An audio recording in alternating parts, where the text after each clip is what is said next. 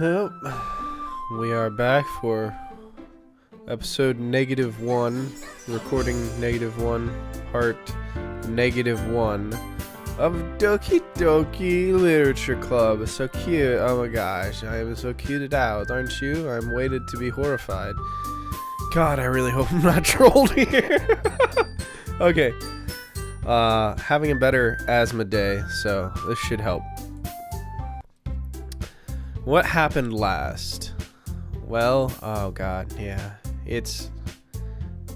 anyway, Sayori. Yeah! It's about expressing your feelings, being intimate with yourself, finding new horizons. Oh yeah, they were talking about the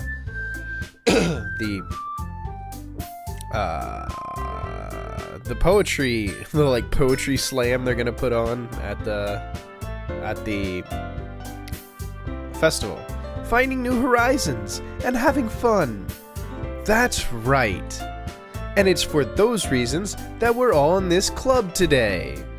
Don't you want to share that with others? To inspire them to find the same feelings that brought you here in the first place. I know you do. I know we all do. Well, that's a little ominous there.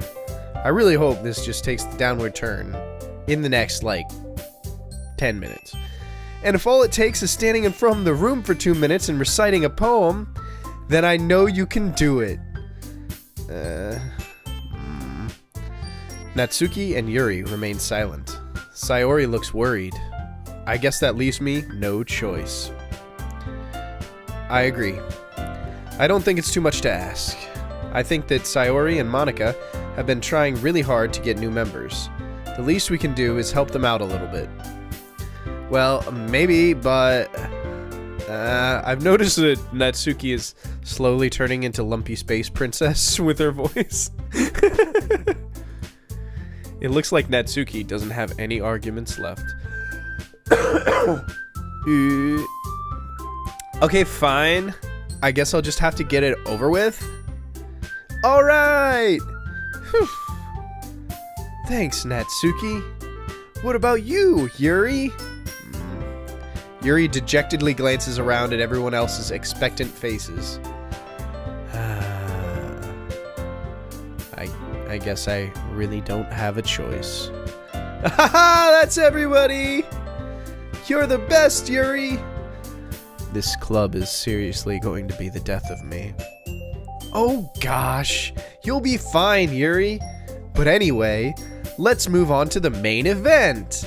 I want each of you to choose a poem of yours. We're gonna practice reciting them in front of each other.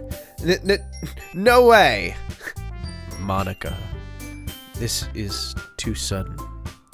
Well, if you can't recite your poem in front of the club, how do you expect to do it in front of strangers? Oh no. Oh no.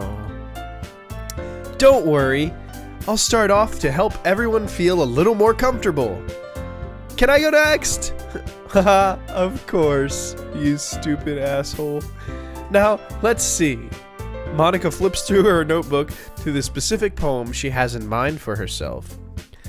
She then stands behind the podium and recites, Ia, Ia, Cthulhu Vertagen. The title of this poem is The Way They Fly. Monika begins reciting her poem.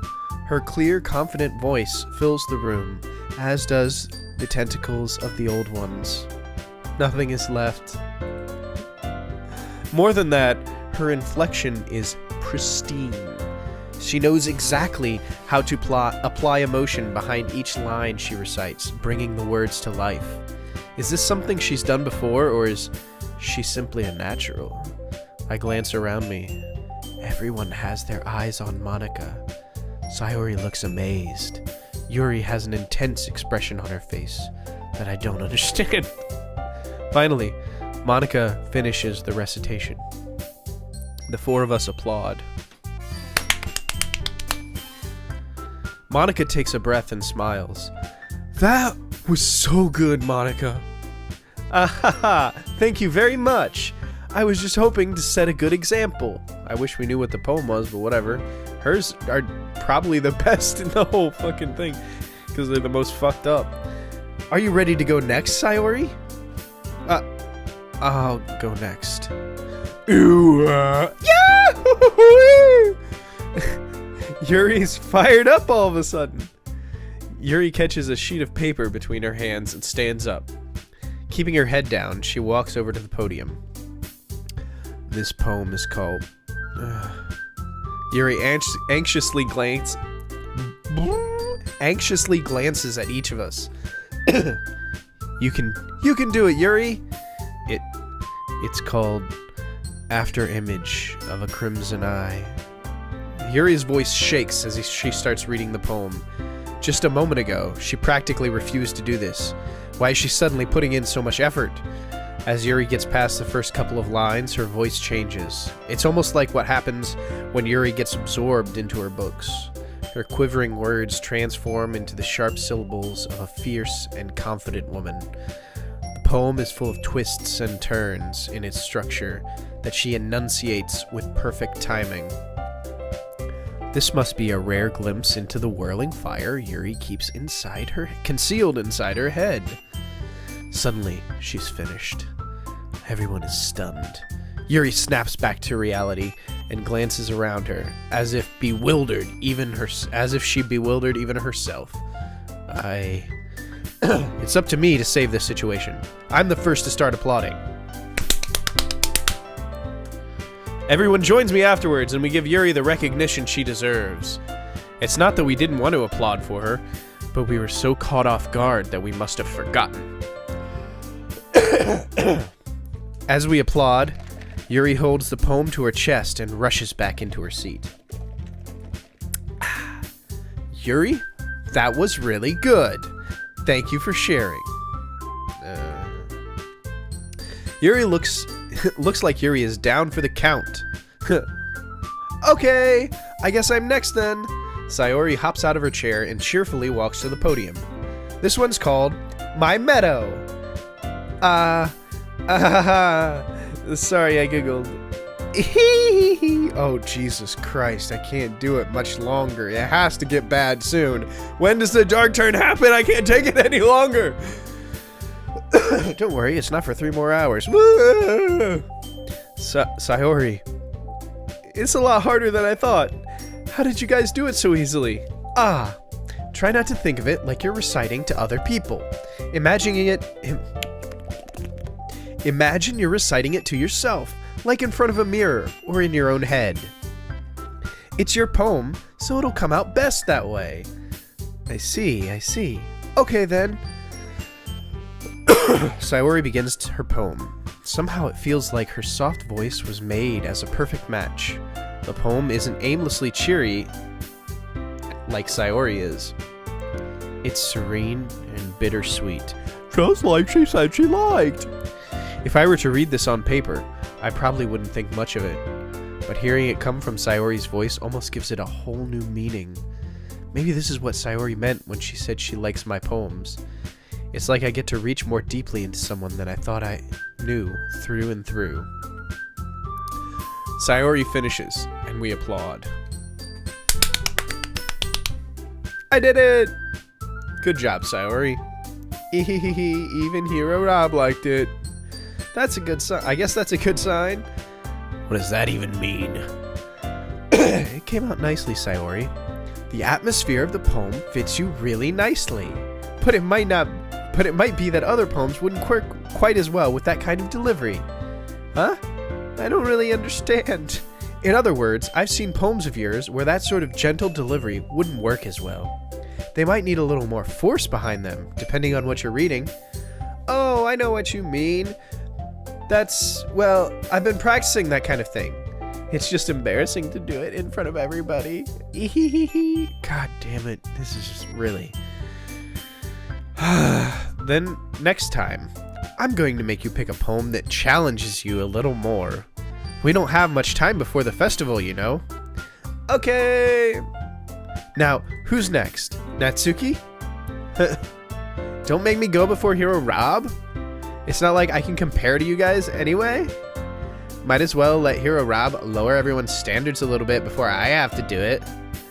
Natsuki! It's fine, it's fine. I might as well get it over with. But it's not like I have much of a selection of what to read. I'll just have to go with what I wrote for today. I stand up and step in front of the podium. Everyone has their eyes on me, making me feel terribly awkward. I recite my poem. Since I'm not exactly confident in my own writing, it's hard to put energy into it. Despite that, once I finish, I receive applause anyway.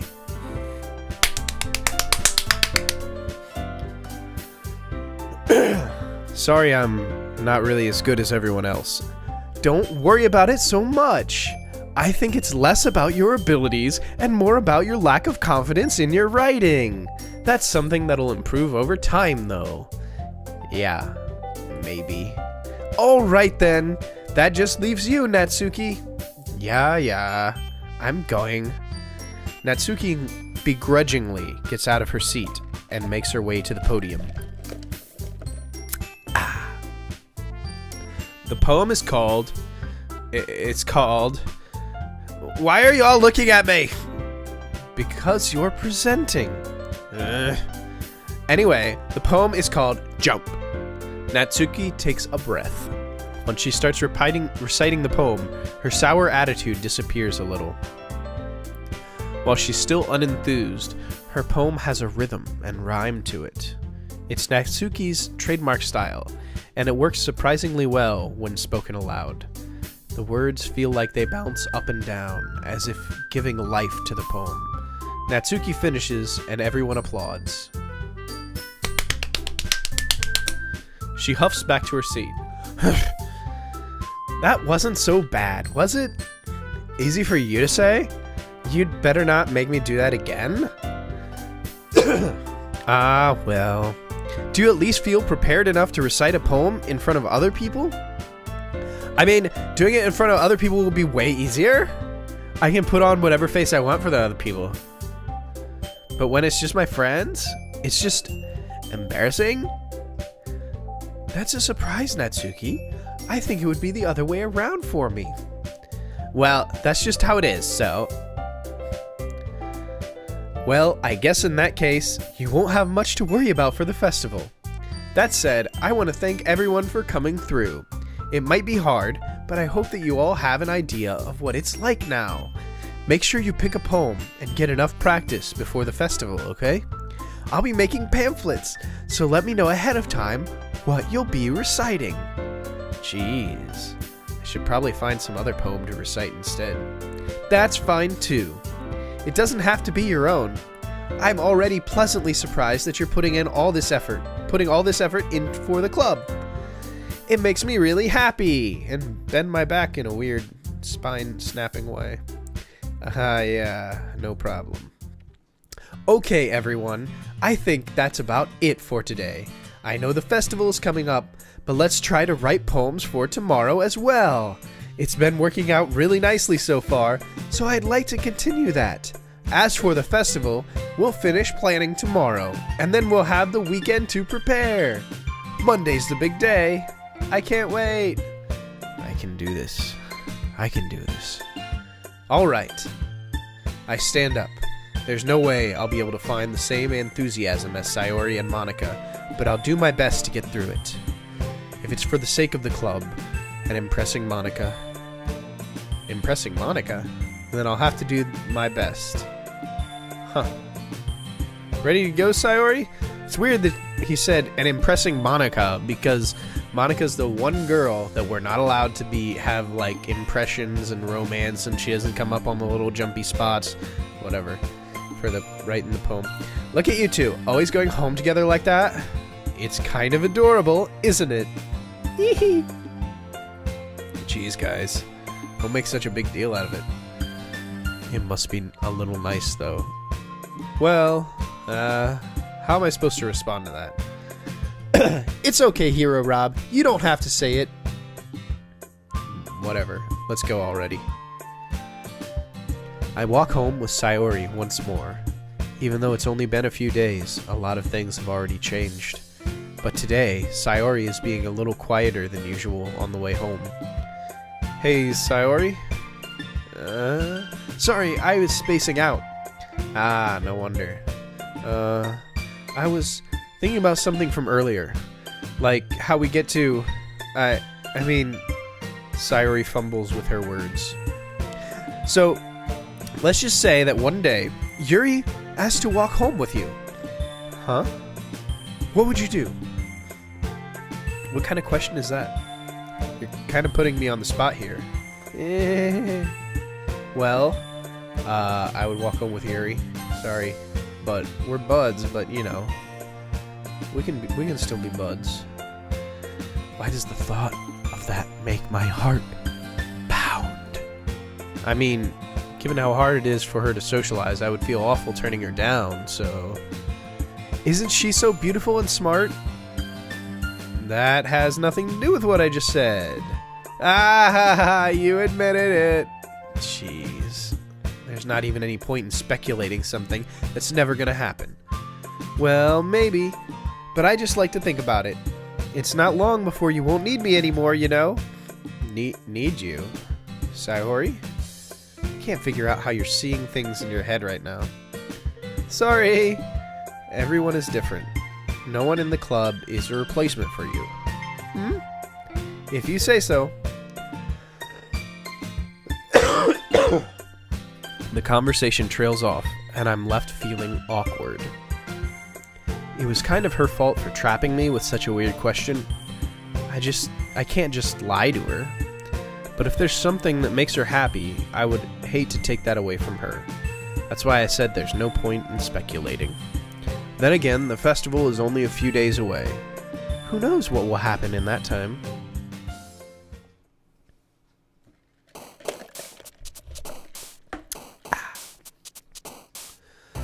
Let's go with hopeless. I like this landscape. Starscape. Disoriented.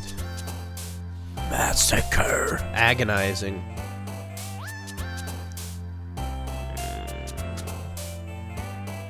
Extreme. Ambient. Unstable. Ambient, unstable, eternity. Heaven sent. I'm using the same words over and over again. Meager, I guess? I don't know. Uncontrollable. Unrestrained. Uncanny. Is there another unword? I've done so many in a row. Vivacious.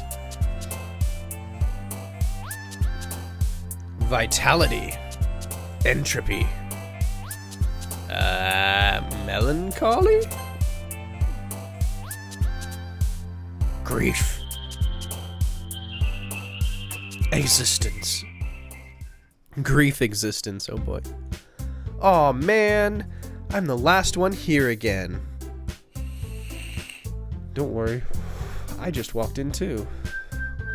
Were you practicing piano again? Yeah. You must have a lot of determination. Starting this club and now picking up piano. Well, maybe not determination, but I guess passion. Remember that the club wouldn't be here if it wasn't for all of you. 1 second. Okay. Remember that the club wouldn't be... Oh, yeah, we already said that. And I'm super happy that you're all willing to help out for the festival, too. I can't wait for the festival. It's gonna be great. Huh? Weren't you complaining about it just yesterday, Natsuki? Well, yeah. I'm not talking about our part of the festival, but it's a whole day of school where we get to play and eat all kinds of delicious food. You sound a bit like Sayori all of a sudden. Monica, do they usually have fried squid? Squid? That's a pretty specific thing to look forward to. Oh, come on. Are you saying you don't like squid? You, of all people? I didn't say I don't like it. Besides, what do you mean by you of all people? Because it's right in your name? Mon Ika? I guess is Ika squid? That's not how you say my name at all. Also, that joke makes no sense in translation. That was kind of funny. Never mind. Let's just focus on our own event for now, okay? Fine, fine. Your reactions aren't as fun as Yuri's or Sayori's anyway. Excuse me. Where is Sayori anyway? Oh, there you are. Sayori is sitting at a desk in the corner of the room, looking down at nothing. I walk over to her. Hey, Sayori. I wave my hand in front of her face. You're spacing out again. Sorry. Don't mind me. You can go talk to everyone else. Huh? Is everything alright? Of course! Why wouldn't it be? It just feels like you're a little off. Sorry for assuming things. Geez, you worry too much about me. I'm fine, see? Sayori shows me a big smile. Don't let me distract you from having fun with everyone. Well, alright. You say so. Is she imaginary? Is she not a real people? No, she can be. She's interacted with other people. I worriedly glance at Sayori before turning my back toward everyone else. But the conversation has already dispersed, with everyone back at their usual activities. I had a thought for a second that Sayori was a person that was not real, that I made up in my head to give me an excuse to come to these clubs, but no, she's there, and now she's disappearing or dying because I don't need her anymore. But that's not true, because she, at the very least, convinced Natsuki to make the goddamn cupcakes, and she's talked with people before. Hasn't she? She's talked to people. She's talked to people. She had to have, I think. Maybe I should ask Monika if she's noticed anything about Sayori recently. Since they've been preparing for the festival, they must be spending a lot of time together. I timidly approached Monika, who was shuffling through some papers at her desk. Hero Robb, what's up? Hey, this might sound a little strange, but have you noticed anything up with Sayori recently? Anything up with her? In what way do you mean? Maybe I'm reading a little too much. Maybe I'm reading into it a little too much, but she seems a bit downcast today. Oh, you think so? I can't say I've noticed anything about her. Monika peers across the room at Sayori, who is idly dragging a rubber eraser up and down her desk. So Monika knows who Sayori is and is looking at her, so she's got to be a real person. So that theory is out, gone, done, wrong. Maybe there is something on her mind, but I'm surprised I'm not the one asking you, Hero Robb. You certainly know her a lot better than I do. Yeah, she's never really like this. She's always talked to me about things that bothered her. But this time, when I asked her, she was really dismissive. Sorry, I know it's not your problem. I just wanted to ask if you knew anything, so I'll drop it now. No. If it's important to me too. I mean, I'm also friends with her, and I also care about the well-being of my club members, you know? Maybe I'll try talking to her myself. Are you sure about that? She seemed like she wanted to be left alone. Are you sure? Maybe she just has a hard time bringing it up with the person of interest. Person of interest? What do you mean by that? I'm saying that maybe the thing on her mind is you, Hero Robb. Me? How on earth would you come to that conclusion? Well, I probably shouldn't say too much, but Sayori talks about you more than anything else, you know?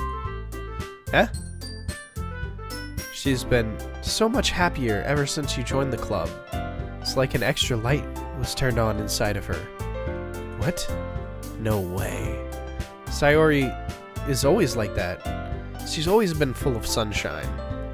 It's not any different now than it always has been.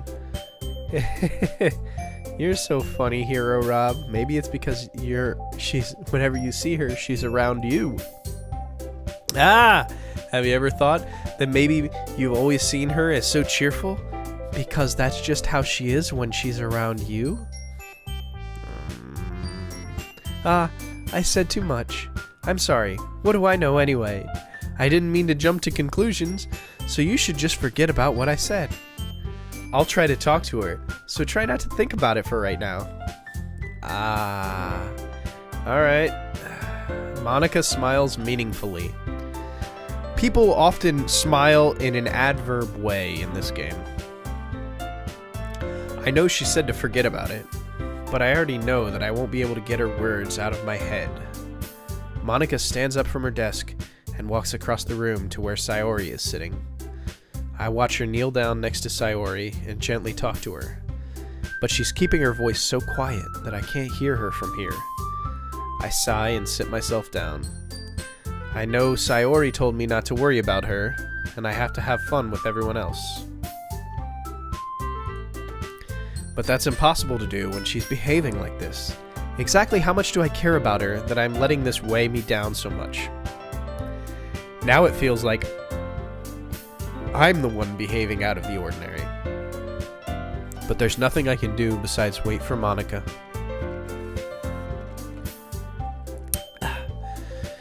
Why does it feel like I'm being watched?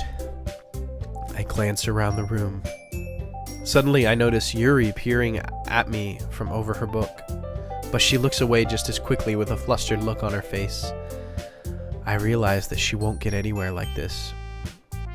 I've never really seen Yuri approach anyone or start a conversation of her own accord, so I have no choice but to approach her myself. By now, it's a little easier for me to do that. I stand up from my desk and sit in one next to her own. I didn't mean to bother you or anything. Relax, you didn't even do anything. But I could tell that you wanted to be alone with your thoughts. Alone with my thoughts? How were you even able to tell that I was thinking like that? Well, it's something that I do a lot, so it wasn't hard for me to spot based on your posture and expression. Not that I was staring or anything. I didn't do anything creepy like that. In any case, I guess you were right. I'm sorry if I caused you any concern. Don't apologize. Your troubles are only the concern of those who willingly share in that concern. Of course, there are certainly those who find the most comfort in keeping to themselves. But if you would prefer to share what's on your mind, then I would be glad to listen. It's not really that big of a deal. I was just feeling a bit uneasy about Sayori. Sayori? Yeah, she seems a little off today, but when I asked her about it, she didn't want to admit it to me. So I can't help but wonder if something happened to her. Oh? That's quite romantic. Huh? Sorry. I didn't mean to say something stupid. It's not that. I just didn't want you to misunderstand. Sayori and I have been friends for a long time, that's all. Ah, I see. Then perhaps it is unusual for her to be dismissive to you about her feelings. Or maybe I'm just reading into it a little too much. Hero Robb, the world is full of meaning, often hidden deep beneath plain sight. And there are many untold mysteries behind every person, no matter how well you may know them. Ah, so you think there might be something behind it after all? I think that Sayori is a very complex person. Her mannerisms on the outside don't always match what may be going on inside her head. And she may not always know what she wants. I noticed her strange behavior today too. I also feel some concern for her. But in your case, it looks like she was fully occupying your thoughts, wasn't she? Well, I guess that was the case. Sayori. She really means a lot to you, doesn't she? I guess. But you don't need to put it that way. We're just good friends, that's all. Yuri suddenly looks deeply into my eyes. Her expression is gentle and curious, as if she was searching for something. Embarrassed, I avert my gaze. Sometimes, a person's mysteries are untold even to themselves. And you, as someone honest and caring, may uncover feelings you weren't aware were in you. That is, I think that she would be a very fortunate person to have you feel that way about her. Yuri, you're giving me too much credit. I'm a pretty simple guy, so I think I'm pretty good at understanding my own feelings. I'm not nearly as sophisticated as you. That's not a compliment, is it? It is what it is. Anyway, as long as we're here, why don't we do some reading? Well, as long as you're okay with it. Yeah. I should be taking my mind off this whole thing anyway. Oh, are we gonna get us erotic shoulder touch? Again, part 3. Revenge is a dish best served erotic.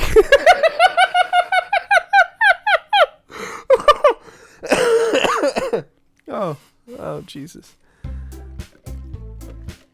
Okay, everyone. Oh, we don't even get an erotic book reading, shoulder touching, whatever. After some time passes, Monika calls out to the club room. Why don't we share our poems now? I really wish that would fucking... Before I know it, everything is back to normal. Everyone goes to retrieve their poems, and I do the same. I make eye contact with Monika, and she smiles at me. I wonder what she was talking about with Sayori. Who should I show my poem to first? We'll find out next week on the exciting adventures of Robb gets trolled into playing a harem dating sim.